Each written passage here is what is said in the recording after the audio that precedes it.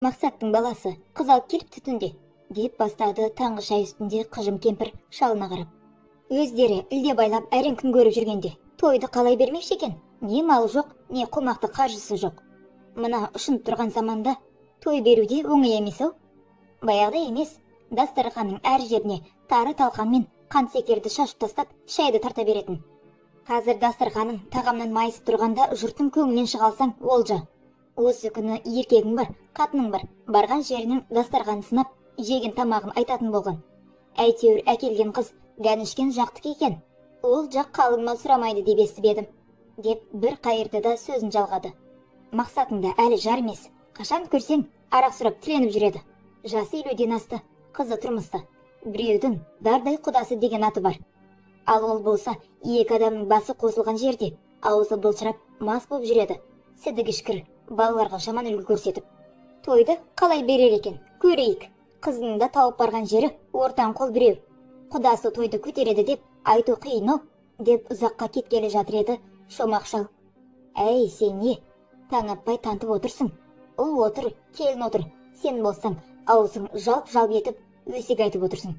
Менің ағайым туралы сен солай деп отырсаң, басқа жұрт не демейді? Ой, меғұла, алжып кеттің бе? Сені тыңдап отырған мына баламен келіне тәрбие алады. Үйтіп біреудің абыройын төкпе. Оттай бермей, шайыңды іште, сандығыңда сақтаулы мата жаулығыңды дайында. О заманда бұл заман құда той көтереді деген не сөз? Құда құдалығын біліп, басын мүжіп, батасын беріп, төрде отырады. Көңілінен шыққанын жаздырады. Бейнеуде әркім тойға әкелген ақшасын дәптерге жаздырады. Сен бала, деп ұлына қарап, ана қоңыр ісекті дайында. Той болатын болса, ол сорлының кеңеске сойыр қойы да жоқ қой, деп шайдың батасын қайырғалы жатқан еді ұлы. Бапа, қоңыр ісек дым көкте емес пе? Ол тайыншадай ғой. Ол ағайын бергеннің қадірін білер ме екен өзі, деп күмілжіді. Өзінше кісі болып қалғанын көрсетпек болған. Шомақ шал ұлына едірие қарап, ал онда берме, сол малыңды ағайыныңа. Дұрыс, ертең мен өлгенде мал таппай қаларсың, берме. Сол сегің арықтамай тұрғанда мені өлтіре сал. Пайдаға асып кетсін, сол сырты түк, іші боқ дүнием. Дегенде ұлы қызарақтап төмен қарап қалды. Мен өлейін, содан соң қай ағайынмен қалай араласасың, өзің білерсің. Әзірге кім не беруді мен шешем, түсіндің бе? Ей боқ мұрын, деп ұлына қарап еді. Қызарақтап отырған ұлы басын көтерместен. Иә бапа, кешірші, байқамай қалыппын, деді. Боқ мұрын деп отырған баласы да 40-қа тақаған жігіт. Шомақ шал онымен қоя қоймады, кемпіріне қарап. Осының бәрі сен сияқты қақпастардың кесірі. Бала шағаның көзінше ауыздарының келгенде оттайсыңдар. Соны бұлар қағып алады. Содан ағайынның арасын алалау басталады. Анау алқаш, одан аулақ жүр. Мына пұлды осыған жақын жүр дегенде де айтасыңдар. Сендерге айтам, ағайын ала болмайды. Ағайынның бәрі бір түсте. Ағайын қайғыда да, қуанышта да ағайын. Сен кемпір, бері қара. Ертең мен өлгенде мені ақарулап жуындырып, пәктейтінде ағайын болады. Құдам, қайын жұртым, нағашым, жиен емес, ағайыным жуындырады. Сондықтан бірдеңе айтар кезде ауыздарыңа абай болып сөйлеңдер, деп шайдың батасын қысқа қайырды. Сол шыққаннан 2 көше былай тұратын ағайыны Мақсаттың үйіне келді. Келсе азын-аулақ адам жиналып қалыпты. Келгендер де тек ұят болмасын деген есеппен кетіп қалуға сылтау таппай тұрған сыңайлы. Басы салбырап, ассалаумағалейкумды кібіртікте айтып, Мақсат келді қасына. Ізінше оны мұны шаруамен сүрініп қабынып жүрген Мақсаттың әйелі көрінді. Бұны көріп қалып, сәлем ету рәсімін жасап, бір қапталға қарап күлімсірей. Ақеке, аяқ асты қуанып қалып жатырмыз. Мұны жүгірмек түнде келін әкеліп тұр. Содан қыздар жүгіріп, құдай шекжат жүгіріп келіп, қапылып жатырмыз, деді. Уағалейкум ассалам, оң болсын талаптарың. Балалар бақытты болсын. Келін айналайын, бақытты бол, өркенің өссін, ұзағынан сүйіндірсін. Келген бала құтты келін болғай, деп бастырмалатып барып сөзін үзді. Мақсаттың әйелі, әумин аға, айтқаныңыз келсін, деп жылыстап кетті. Шомақ ақсақал Мақсатқа, ал, не айтасың, не істемексің, той қалай болады, мына ағайын не дейді, деп сынай қарады. Ағайындар әлі келіп үлгерген жоқ. Түнде әйелмен қыздарын айтқаны тойғанаға мен өдейме, сондайын бермек. Бет ашарында сонда берсе, бір құтылады екенбіз. Сол дұрыс болатын шығар. Оның үстіне Гаунишкиндей құдалар тойға түсеміз депті. Ол жақта құдалық, қалың мал, кет дегенді көп қолай көрмейді екен. Неше адам болса да тойға келеді екен, деді шашыраңқы сөзбен үзіп жұлып. Дұрыс. Не болса да балаңның саған қарағанда басы жасайды екен, әйтеуір қалың мал жағынан жеңілдеткен екен. Енді мені тыңда. Біріншіден, сен арақ дегенді аузыңа алушы болма. Ең болмаса, мына тойыңда абыроймен атқарып, келген жаңа құдаларды риза қылып аттандырайық. Тойханада бет ашады дегенді айтпа. Әке-шешеңнің әруағы бар. Келіннің бетін үйде аш. Мал сойып қанжығар. Кеңес жасаймыз. Ақшаңды білмеймін. Кеңеске сойырып малды қазір біздің бала келеді. Келіннің аяғының астына төсетін ақ теріні де табармыз. Дастарханыңа қоятын тағамға ақшаны ағайын бүгіннен бастап әкеледі. Өзім тапсырып қоям, деп анадай жерде төбе көрсетуге келген 4-5 ағайынды шақырып алды. Ассаламағалейкумге салып, олар да қасына үйіріле қалды. Амансыңдар ма? Үй іші, бала-шағаларың аман ба? Той құтты болсын баршамызға да. Немене, ана жерде қашатын кие құсап едірейіп тұрсыңдар. Төбе көрсетіп болды, деп сызып кетейін деп тұрсыңдар ғой, солай ма? Мақсаттың емес, байшы кештеу, бастықсымақ біреу болғанда бәрін басқаша жасайсыңдар ғой, солай ма? Деп қатқылдау үн қатты. Қасында тұрғандар әр жерден, ой шөмеке, о не дегенің? Қой жоқ, олай емес. Сіз арқайын мәкеңмен сөйлесіп алсын дедік, деп жамырай жөнелді. Жә болды, бөрідей шуламай тұра тұрыңдар. Айтпасаңдар да, сыңайларыңды сезіп тұрмын. Енді былай болсын. Сағат 2-ге осы үйде кеңес болады. Соған бейнеудегі ағайын түгел келетін болсын. Телефонмен хабарласыңдар. Ағайын жаздыратын ақшасын бүгін әкелсін. Бұлар да бар қаржысының жобасын біліп отырсын. Соған қарай тойдың шама-шарқын шақтар. Сосын мына жерге көліктеріңді қойыңдар. Анау мынау шаруаға көлік керек. Келіні барлар келіндеріңді, болмаса әйелдеріңді осында қызметке әкелесіңдер. Алқаш болсын, басқа болсын, абыройда жаманатта ағайынға келеді. Сондықтан мақсат арақ ішеді екен деп, бір шетте әйтеуір келтінге салу болмасын. Бар ағайынға жеткізіңдер, осы сөзімді. Мен айтып жатыр деңдер. Тойды қалай өткіземіз, қашан өткіземіз, оны кеңесте шешеріміз. Үйінде ақ тоқты малы барын бірден айтып әкеле беріңдер. Қазір үйде бос жатқан балаларыңды уысында жеткізіп, кеңестің малын сойыңдар. Қазанда жүргізіп беріңдер. Бұл мақсат менің де тумам емес. Ағайындығы дәл сендердей. Бірақ осы тұрғандардың бір мерекемде мақсат қазанды қайнатпады дейтін бар ма? Жоқ. Бұл сорлы арақ ішсе де, кез келген ағайынның мерекесінде алатаңнан қызмет жасап жүреді. Соңында өздерің арақ беріп мас қыласыңдар. Сөйте тұра, оны алқаш көріп, бойларыңды сырт ұстағыларың келеді. Ағайынның кез келген мерекесінің бас қасапшысы кім? Осы мақсат. Араларында қой соя алмайтын, союға жеркенетіндердің бары дарыс. Ал бұл сорлы ондайды білмейді. Бәріңе бірдей қызмет қылады. Осы тұрған бесеуің бір қойды әурелеп жарты күн жүресіңдер. Ал бұл болса, арақ ішсе де, бір өгізді бір сағатта жайғап береді. Былтырғы пандемияда өлген ағайынның барлығының да сүйегіне осы кіріп жуындырды. Сондықтан бар ағайын қайт. Енді босқа тұрмай, менің айтқанымды ағайынға жеткізіңдер. Мақсаттың тойының қызметінен қашықтағандары менімен амандасам деп ойламасын. Менің де байлығым тасып бар жатқан шамалы. Бірақ мен Мақсаттың әкесін көрдім. Өте керемет жан болатын. Ағайын былай тұрсын, жолда қалған талай ұлттың шопырын үйіне әкеліп, тамақтандырып жүретін. Ағайынның шаруасы десе, қолқасын жұлып беретін. Қазақ не үшін? Әкеңнің өлсе де, әкеңнің көзін көрген өлмесін, деп кетті. Ағайынның арасы алыстамасын деп айтты. Соны біле тұра, мен бүгін сырт ағайын бола алмаймын. Соны ұғыңдар, деп тоқтады. Әзірше осы шешімге тоқталған 4-5 ағайын жан-жаққа бөлінді де, бірден телефондарына жармасты. Шомақ іштен шыққан құдалармен амандасып, хал ахуал сұрасып тұрғанда Мақсаттың әйелі шығып, «Ағеке, шай бар іште, жаңалап демдеп қойды. Құдаларды ертіп, ішке кіріп, шай ішіңіздер», деп ізет білдірді. «Рахмет қарағым, бұйырған шай қашпас. Шаруаларды бір ыңғай қылайық, сосында үлгерерміз. Маған алаң болма, жұмысыңды істей бер», деп ризашылығын берді де, Мақсаттың ауласын аралай бастады. Көз деген аты болмаса, қазан айының ортасы болса да, табиғат тамылжып, жанға жайлы болып тұр. Жалпы биыл көктемде жаңбыр көп болды ма? Әлде шынымен Байқоңырдан орыстың ракетасы ұшпағаннан ба? Шаңды дауыл сирекседі. Мақсаттың ауласында қас-қатар ретмен егілген жеміс ағаштары әдемі болып көрінеді екен. Суға қанық па, әлде табиғаттан ба, жапырақтар өңін жоғалтпапты. Алқаш десек те, қолы шебер-ау, жарты мидың, деп езуіне келіп қалған ризалық күлкіні жинап алды. Осы кезде жаста болса ағайының ұйтқысы болып жүрген Қанағат жетті.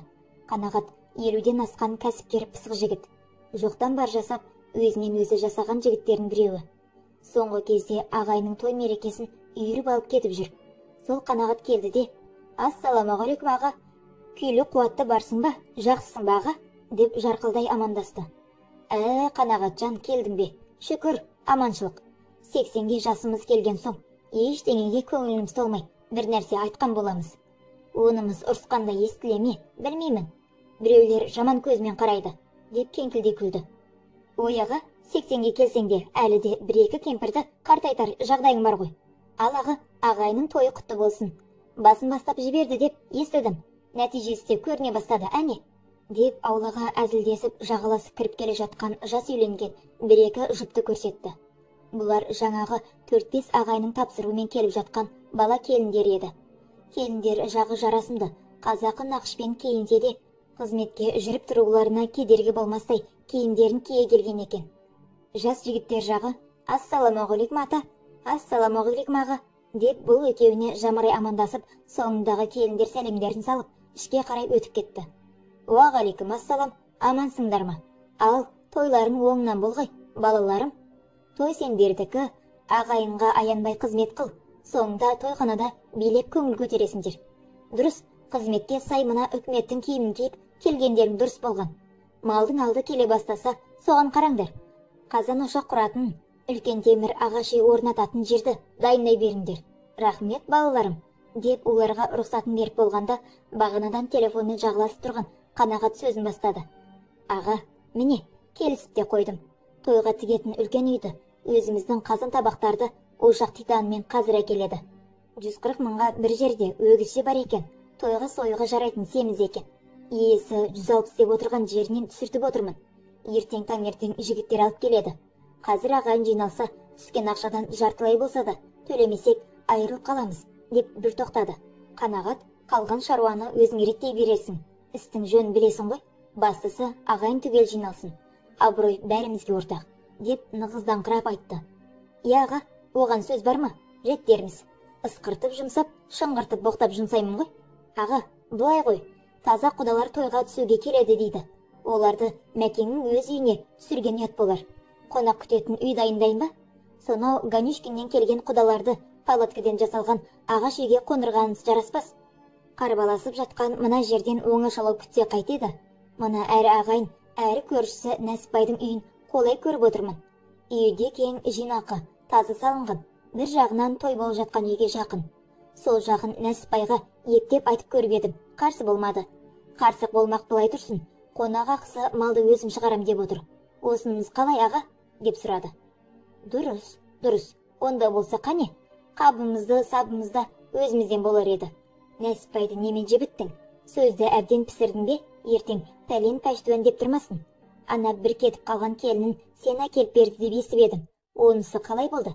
деп шомақ шал Қанағатқа бажайлай қарады. «Иә, бала мен келін ұрсысып қалған ғой.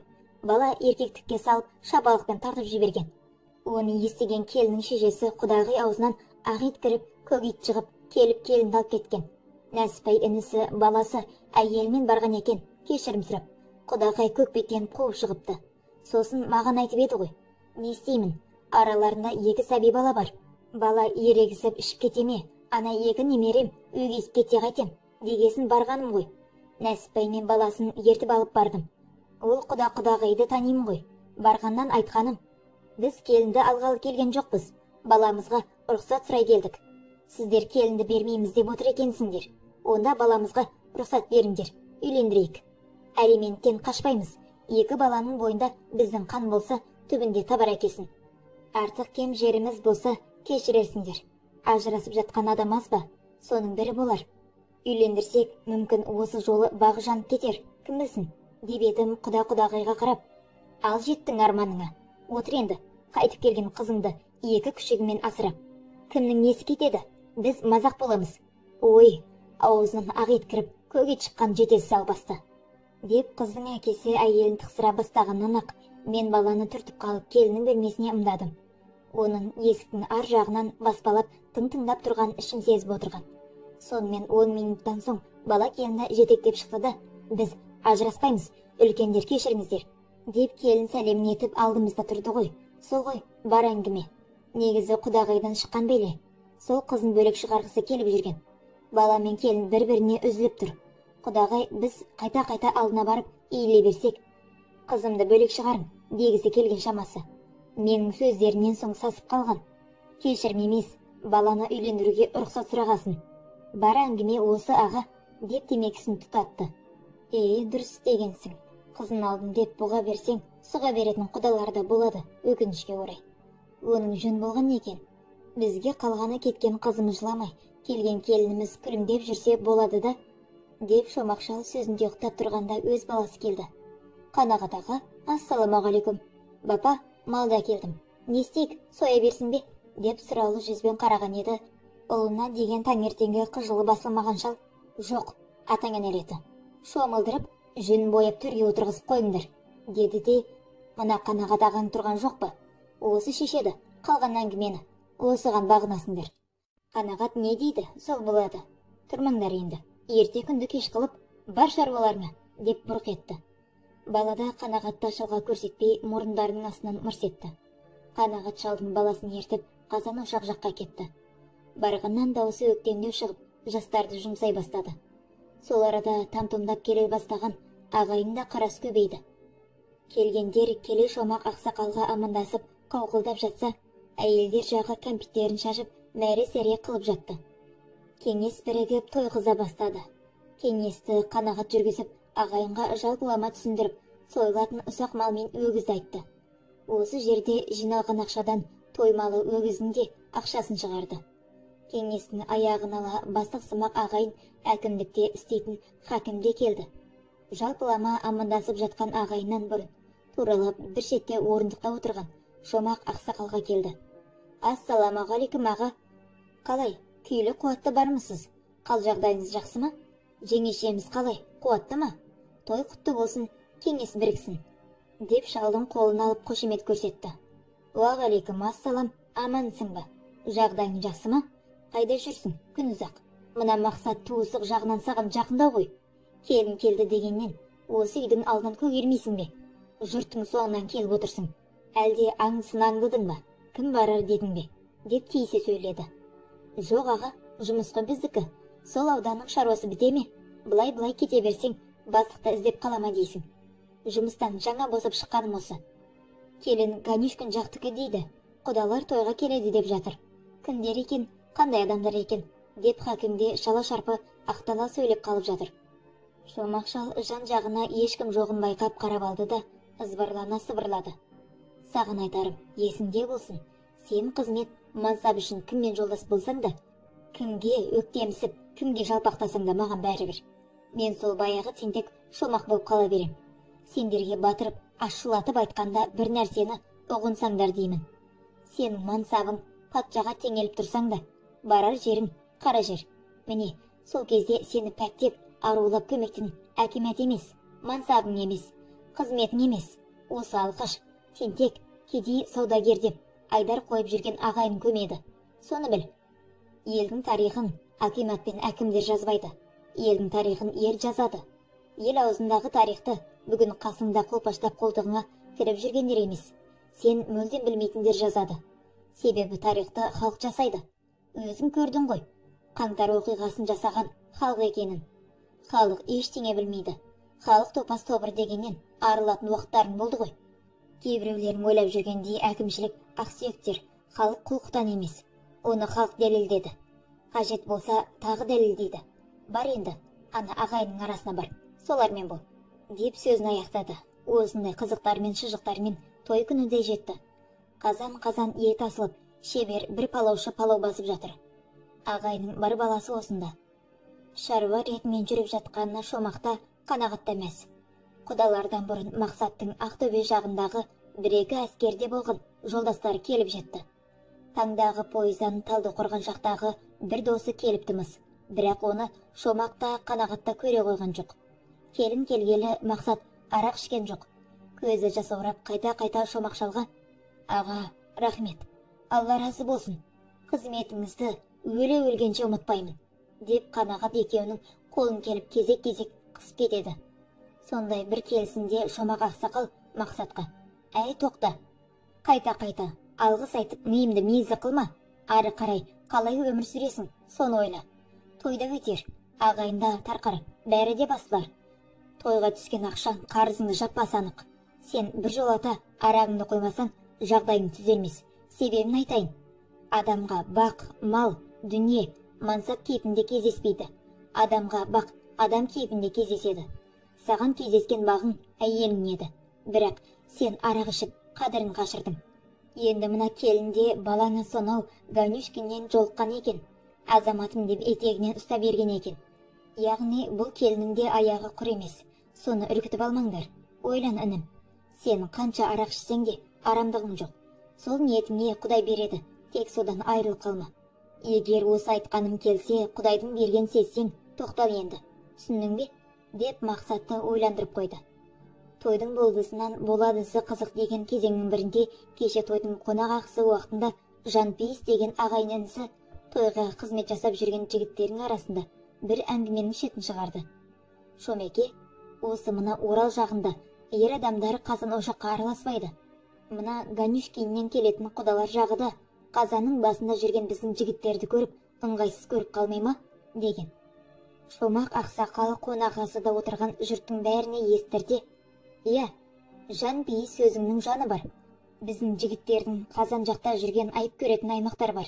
Енді олардың бәріне ел аралап барып түсіндірмесек те, осы жердегі жастардың құлағында қалсын. Біріншіден, той бұл үлкен мереке. Үлкен сыйлы қонақтар келеді. Ақ бата, ақ тілекке асылатын ақ адалас. Сондықтан бұл ас рухани, таза болуға тиіс. Себебі ақ батамен қатар өлі аруаққа Құранда оқылады. Сондықтан табиғи жағынан да таза болуы тиіс. Егер осындай үлкен астың қазан басында әйелдер жүрсе, арасында бір әйелдің етеккірі келіп жүрген болса, онда ас харам болады деген түсінік бар. Ол күнделікті үйдегі кәстрөлдегі асқа қатысы жоқ. Қай әйелде құрттақандай кәстрөлін таза ұстай алады. Сондықтан күнделікті аспен үлкен тойдың асын шатастырмаңдар. Екінші нұсқа. Ертеде осы Маңғыстауда ас болуымыз. Елдің иегі жақсылары жиналған осы аста байдың тоқалымен сөз байластырып жүрген қолқалмақ тамақты улап қашулы. Міне, сол оқиғадан соң бұрынғының шалдары үлкен астарда қазан басына әйелдер келтірілмесін деген ұйғарым жасаған. Бір жағы астың рухани тазалығы болса, екінші жағы сақтық шарасы деп естідім. Міне, білетінім осы, деп аяқтаған сол сөзге бәрі ден қойып, ар жағын ешкім мұжымады. Міне, сол тойдың беташар сәті тайып қалды. Келінің бетін тұсаумай ашу керек. Нағыз дәл уақыт сағат 11 деп ұйғарған ағайын тықыршып жүр. Себебі Ганюшкиннен келетін құдалар келіп қатысу керек. Сағат болса 10-нан өтіп бара жатыр. Мақсаттың әскерде болған жолдастарының басы бірігіп, олар өз алдына мәре-сәре. Мақсат Талдықорғаннан келген досым деп, екі иығына екі кісі мінгендей, нар тұлғалы бір жігіт ағасын ертіп келіп, Шомаққа көрістіріп амандастырды. Шомекен қатарлас ағалардың бірсыпырасы қазақы жадағаймен шапан киіп жүр. Соңғы кезде той болсын, басқа бас қосу болсын, үлкендер жағы осындай жадағы шапандарды өздеріне арнап шақтап киетін үрдіс болған. Есік алдында жаулықтары қардай аппақ, кейбірінде ақ кимешек әжелер отыр, қонған қаздай болып. Бір әженің қасында ақшыл боз тоқтының терісі дайын жатыр. Міне, құдалар мінген. Альфард деп аталатын екі мини автобус ауланың тұсына тоқтады. Шомақ сағатына қарап, сағаттың 10:30 екенін көріп, дәл келді деп риза болды. Екі машинадан аралас түскен әйел еркектің саны 14-15 қарайлас. Екеуі жалданған шофер болса, ондағы барлығы 12-13-тен аспасы анық деп Шомақта топшылап үлгерді. Келген құдалардың барлығы бір үлкен еркісінің алдына топталды. Ана шал құда ауылдың Шомағы болды ғой, деп жұртты ду күлдірді бірден. Осы бір зілсіз әзіл қарсы алушылардың жүрек лүпілін басып, сабырсыздығын жойып тастады. Расымен де сол шал бастап қалғандары соңынан еріп аулаға қарай беттеді. Бұл ауылдың Шомекең бастаған үлкен қарттары қарсы шығып, «Ассаламағалейкум» де салып көрсе бастады. ақ жаулықты әжелер шашу шашып, қош келдіңіздер деп айтып жатыр. Құдаларды аққа шақырып, кеселерге құйылған шұбатқа шақырылды. Кәдімгі құдалықтан айырмасы жоқ. Құдалар ақтан ауыз тиіп болып, бата жасамастан бұрын жаңағы үлкен шал сөз салды. Құрметті ағайын, ауылдарыңыздың үлкені кім? Менің сұрағыма жауап бере алатын адам бар ма? Әлде мақсат құдамен сөйлесе берем бе? Деп жан-жағына сұраулы жүзбен қарады. Алдыңғы қатарда тұрған шомақ ақсақал шығып, ал құда, қадамыңа гүл бітсін. Осы ауданның болмаса да, осында тұрған ағайынның үлкені мен сияқтымын. Айта бер, бұйымтайыңды, деп даусын кенеді. Құда, мен бұйымтай айтатын айран сұрап келген түгім жоқ. Немеремнің беті ашылып, осы адуында айбынды ауылға келін болғанын көзімен көріп, бірге қызықтағалы келдім. Енді маған мынаны айтшы. Менің немерем жыламай жүреді деп уәде бере аласың ба? Әуелі Алла, қала берді мына дүйім жұрттың көзінше. Жоқ, уәде бере алмасаң, осы жерден келген ізімізбен қызымызды алып кейін қайтамыз. Уәде берсең, бүгін күндізгі де кешкі де тойына қатысып, бұйырған асымызды ішіп, ертең жүреміз, деп шомаққа сынай қарады. Талай той, талай құдалықты көріп жүрген ағайынға мына сұрақ тосын болды. Шомақ сәл кем ойланды да, уа құда, уәде құдайдың аты деген. Анағанда мынағанда тыққылап, ол кісіні мазасын алмайық. Бірақ мына алдында тұрған әйел адамдар, әсіресе жас келіндердің біреуінің жүзінен жылау, уайым, адам аярлық дидар көрсең, рұқсат, қыздарымды қазір шығарып берем. Бірақ осы жүздері бал-бұл жанып тұрған келіндердің арысы Өскемен, Семей, Берісі, Астархан, Атыраудан осылардың періштедей пәк жүздері мен бақытты келбеттері менің 1000 уәдемнен артық болмай ма? Деді. Ганиш күндік құда. Мына дом күлтірдің қызметкерлері сияқты киініп тұрған жас қыздардың бәрі осы ауылдың келіндері ме? Құдая тоба, мен бұларды жалғана келіп тойға арнайы киінген әртістерме деп тұрсам, болды, сөзімді қайтып алдым. Мен немеремді осындай бақытты келіндер арасына қалдырар болсам, ұйқым тыныш екен. Алла разы болсын құдалар, айып етпеңіздер. Жат жұрт бөтен елде бір түрлі болғанымыз рас еді. Ал ендеше қолдарыңды жайыңдар, деп білетін батасын беріп жіберді. Жас үлкен құдаларды алдын ала дайындалған Нәсіпбайдың үйіне ертіп кетті. Жастау жақтары мен әйелдері бет ашар көреміз деп қалып қойды. Сағат дәл өмірде ашы дауыспен қазақы мақаммен асаба келін бет ашып берді. Үлкен дөңгелек ағаш үй формасындағы темір үйдің іші ою өрнекпен әдемі нақышталып, көздің жауын алып тұр. Келген құдалар мен ауыл ақсақалдары сол үйге шай ішуге жайғасты. Асаба кезек-кезегімен арақ-шарапсыз тілек айтқызып әдемі әзілдермен тойды қыздырып жүр. Осы әңгімемнің тұздығы, осы әңгімеге себепші болған жай осы жерде болды. Мақсаттың Талдықорғанның қапалынан келген жолдасы сөз салып көпшілік жұртқа қарап, құрметті тойға жиналған ағайын, мен жер жаннаты Жетісудан келіп тұрмын. Мына Мақсат бауырым келін алып жатыр дегенді мына ақтөбелік жастардан естіп жеделдетіп жеткенім. Мақсат менің жай әскерде болған жолдасым ғана емес. Мақсат менің қандас бауырым. Мен әскерде жүргенде құрылыстан құлап ауыр жарақаттандым. Көп қан жоғалттым. Сонда бүкіл полктан тек осы Мақсаттың қаны маған дәлме-дәл келді. Мен есімнен танып жатқанда дәрігерлер тек осы Мақсаттың қанын құя берген екен. Сондықтан Мақсат менің туысқан бауырым. Менің қазір еңгезердей болып тұрғаным, жетіліп, жетісіп, фирма директоры болып отырғаным, ұл қыз өсіріп, келін алып немере сүйгенім, осы Мақсаттың арқасы. Мақсаттың мына қуанышында қандай шашу шашсам да аз, өйткені Мақсат маған өмір сыйлады. Сондықтан ағайын, бауырым Мақсат менің азынаулық шашуымды қабылдау. Тойыңа шашуым деп, құрдастың қолына 5 миллион теңге ұстатуға рұқсат бер. Және мына үйленіп жатқан балаға мінгізген атым Toyota Camry көлігім бар. Су жаңы емес, бірақ уақытында май суын ауыстырып тұрса, қолыңда май қылмай 10 жыл мінесің. Деп қомақты пакетті Мақсаттың әйелін қолына ұстатып, Мақсатқа қораптағы бір нәрсені ұсынып тұрып, Мақсат, есіңде ме? Біздің уақытымызда командир сағаты арман еді ғой. Мынау сол командир сағаты. Артында бауырма, бауырдан деген сөз жазылған. Дегенде жұрт дуылдап кетті. Анық 3-5 минуттай асаба айтарға сөз таппай тұрып қалды. Мақсат сыйды қабылдап тұрып, Шомақ ақсақалға қарап тұрды. Адамға бақ, мал, ақша, мансап кейпінде кезікпейді. Адамға бақ, адам кейпінде кезігеді дегені есіне түсіп тұрды. Соны түсініп тұрды.